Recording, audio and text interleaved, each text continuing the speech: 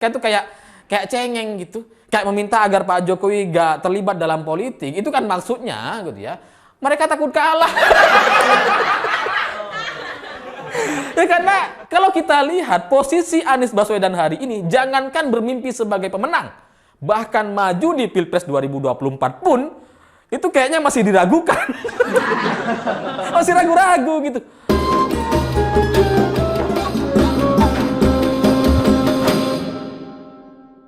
Selamat malam para mantan, selamat malam untuk semua mantan-mantan kalian yang udah lama gak kelihatan, tiba-tiba muncul lagi.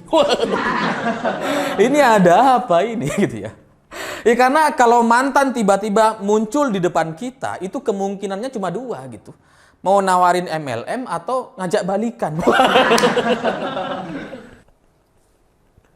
Nah, cerita-cerita semacam itu bagi saya jadi mirip sekali dengan cerita Pak JK. Karena udah lama nggak kelihatan, tiba-tiba sekarang muncul lagi gitu. Pak JK hari ini lagi aktif-aktifnya gitu. Hadir di banyak kegiatan, beritanya ada di mana-mana gitu. Bahkan belakangan Pak JK meminta kepada Pak Jokowi untuk tidak terlalu terlibat dalam politik katanya. Bahkan Pak JK meminta agar Pak Jokowi meniru SBY. Kalau sudah ada nama SBY, ini udah pasti salah. Ya, karena dalam kamus saya, SBY itu sama dengan salah. Jadi mau bicara sebagus apapun, sehebat apapun data-datanya, kalau sudah perbandingannya kepada SBY, udah pasti salah ini. Ya karena aneh bagi saya gitu ya. Kalau Pak JK meminta agar Pak Jokowi meniru SBY, bagi saya itu pasti salah gitu. Karena kalau kita ingat tahun 2013 lalu, setahun jelang pemilu, Presiden Indonesia waktu itu, Presiden SBY mengambil alih Partai Demokrat dari Anas Urbaningrum. Jadi kalau Pak JK berharap agar Pak Jokowi meniru SBY, apakah maksudnya sekarang Pak JK ingin agar Pak Jokowi ini mengambil alih salah satu partai politik? Atau gimana? Gitu? Ya karena aneh gitu. Pak SBY itu ngambil alih Partai Demokrat, itu kan terlibat dalam politik gitu. Menjadi ketua umum partai padahal dirinya adalah Presiden Indonesia waktu itu. Itu kan terlibat dalam politik. Lah kok Pak Jokowi disuruh niru SBY? Ini gimana? Karena aneh gitu. Tahun 2013 itu Demokrat itu kan memang lagi hancur-hancurnya gitu ya. Karena Anas Urbaningrum dan elit-elitnya, Angelina Sondak dan kawan-kawannya itu kan terkena kasus korupsi gitu ya. Lalu kemudian dengan gagahnya SBY mengambil alih Partai Demokrat. Dan setelah itu gitu ya, SBY berhasil menggolkan besannya untuk terlibat dalam Pilpres 2014 di mana Pak Hatta Rajasa itu berpasangan dengan Prabowo Subianto waktu itu. Jadi masa iya yang kayak gini dianggap gak terlibat dalam politik? Apa jangan-jangan Pak JK lupa? 10 tahun yang lalu soalnya gitu. Mana tahu udah lupa gitu kan. Ini saya ingetin gitu. Jadi langkah SBY mengambil alih Partai Demokrat, memasukkan besannya sebagai cawapres di 2014, itu adalah langkah politik yang terlalu dalam gitu. Jauh-jauh lebih dalam dibandingkan yang dilakukan oleh Pak Jokowi hari ini. Karena yang dilakukan oleh Pak Jokowi cuma sebatas diskusi dengan partai pendukung pemerintah. Dan itu wajar-wajar saja gitu. Pak Jokowi nggak sampai kemudian menggolkan besannya jadi cawapres, enggak gitu. Atau memaksakan anaknya Gibran menjadi cawapres, nggak ada gitu. Bahkan belakangan meskipun itu sempat diisukan dan sempat diajukan permohonan agar capres-cawapres itu usianya bisa 35 tahun dan Gibran diplot sebagai cawapresnya Prabowo Subianto, itu Pak Jokowi sudah menolak gitu. Jadi kalau saat ini Pak JK meminta agar Pak Jokowi meniru SBY, itu udah pasti salah. Karena dulu SBY dengan segala kekuatannya, dengan segala pengaruhnya ketika menjadi presiden gitu ya, itu bahkan bisa menggolkan biasanya sebagai cawapres, bisa mengambil alih Partai Demokrat gitu. Jadi ya jauh-jauh lebih buruk SBY waktu itu. Bahwa kemudian pada akhirnya Hatta Rajasa dan Prabowo Subianto kalah tahun 2014 gitu.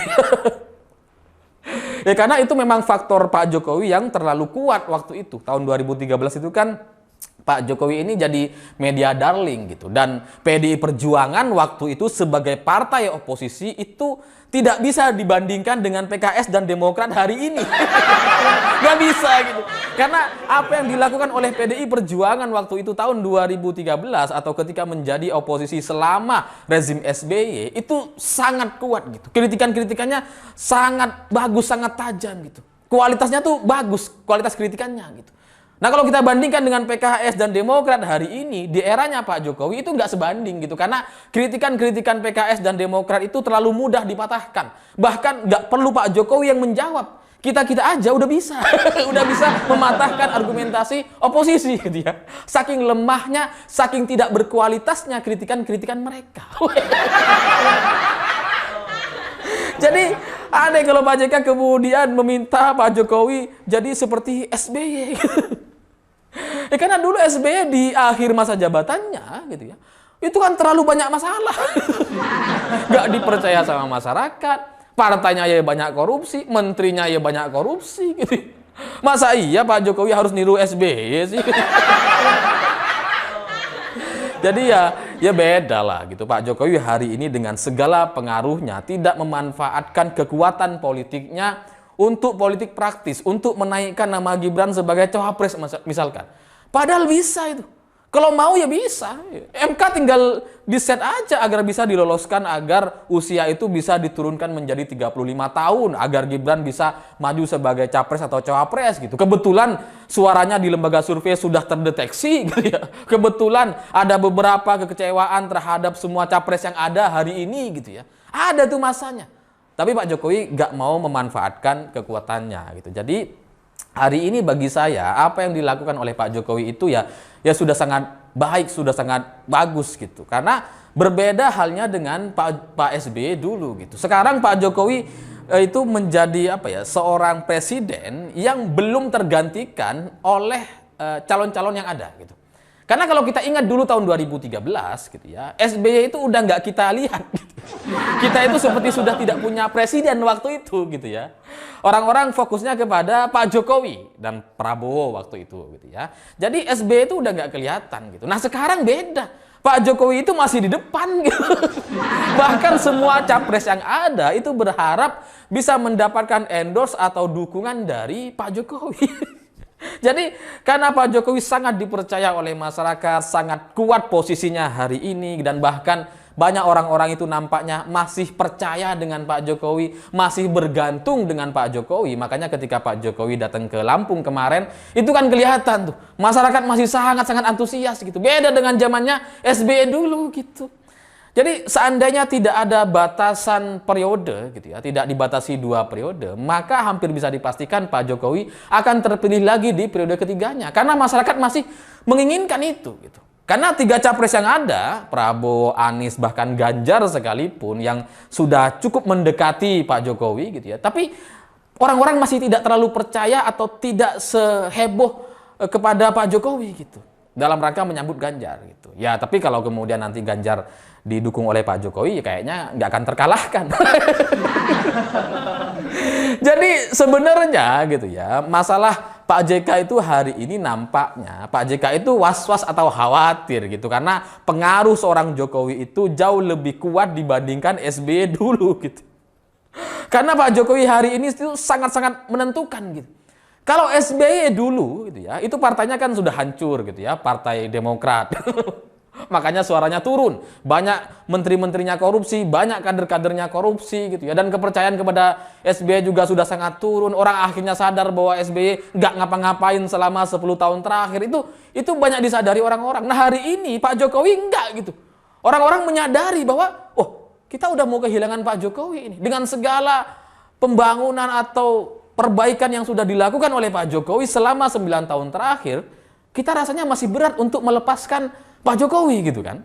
Jadi kekhawatiran Pak JK sampai kemudian meminta agar Pak Jokowi nggak terlibat dalam urusan politik, itu kayaknya karena pengaruh seorang Jokowi terlalu kuat gitu. Tidak seperti SBY dulu gitu. Ya karena kalau SBY dulu itu cuma mentok-mentoknya itu pengaruhnya cuma sampai cawapres gitu ya. Sampai Hatta Rajasa sebagai cawapres udah selesai habis itu. Nggak ada pengaruh lagi gitu. Nah kalau Pak Jokowi sekarang gitu ya, Jangankan posisi capres-cawapres gitu. Bahkan partai-partai politik itu berebut untuk mendapatkan restu dari Pak Jokowi.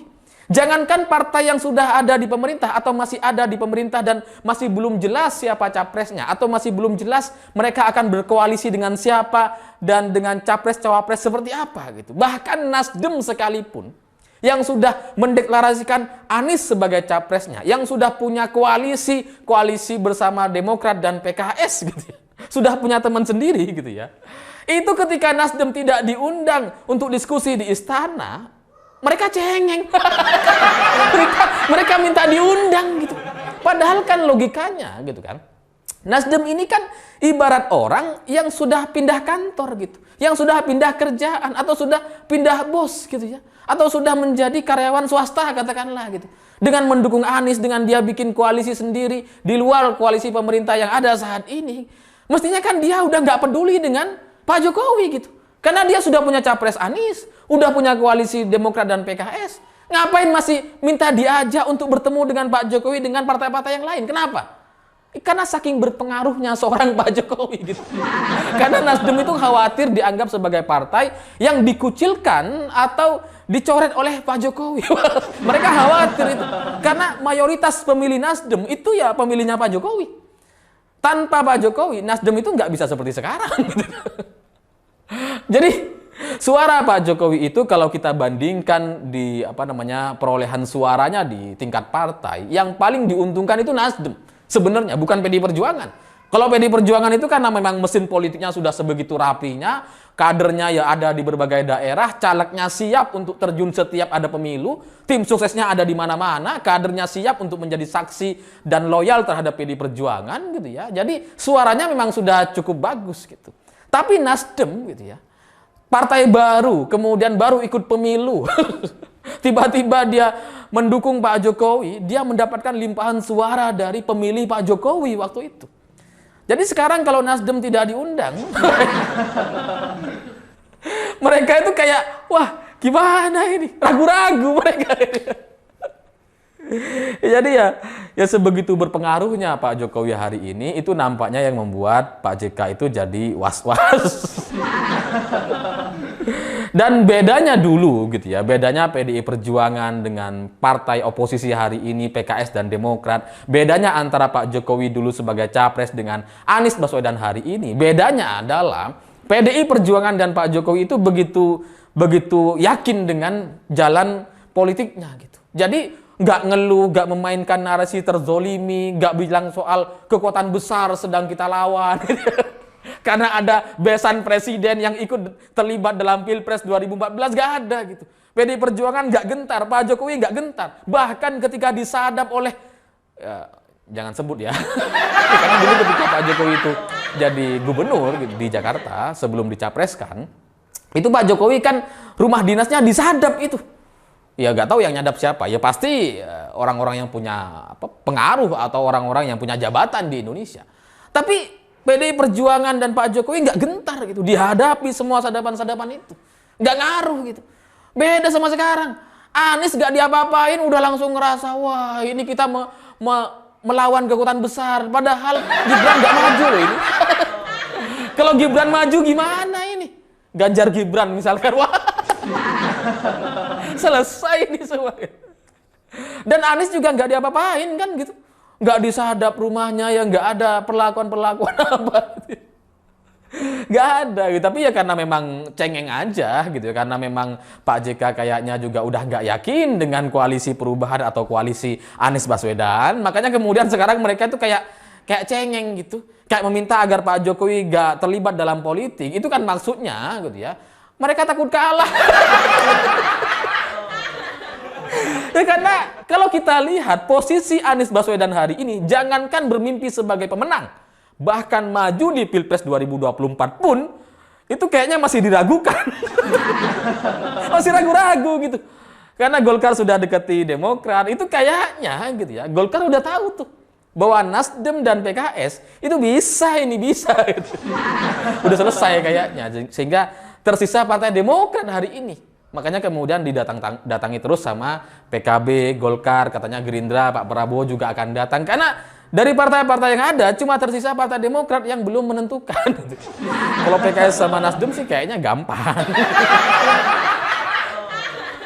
Jadi ya karena mungkin sekarang mereka itu ketakutan gitu ya, karena udah nggak berpeluang untuk menang atau bahkan ragu bisa maju di Pilpres 2024, makanya kemudian Pak JK meminta agar Pak Jokowi itu nggak ikut terlibat dalam politik.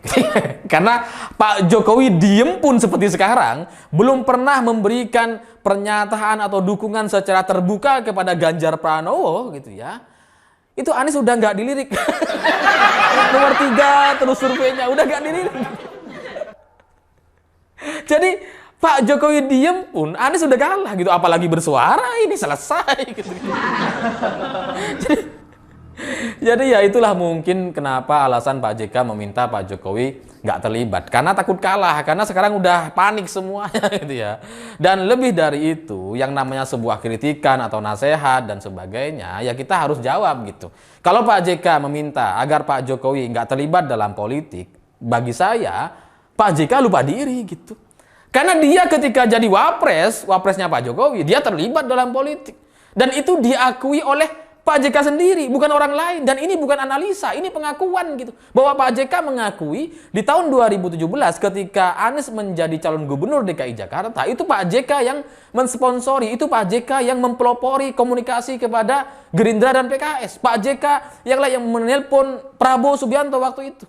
Dan ini diakui sendiri oleh Pak JK. Jadi ini bukan stafnya, bukan analisa pengamat, enggak. Ini pengakuan Pak JK gitu. Jadi Pak JK terlibat dalam politik ketika dia jadi wapres. Nah kalau sekarang meminta agar Pak Jokowi nggak terlibat itu kan aneh. Lah dia sendiri terlibat. Dia yang ngelobi Prabowo, dia yang ngelobi PKS waktu itu.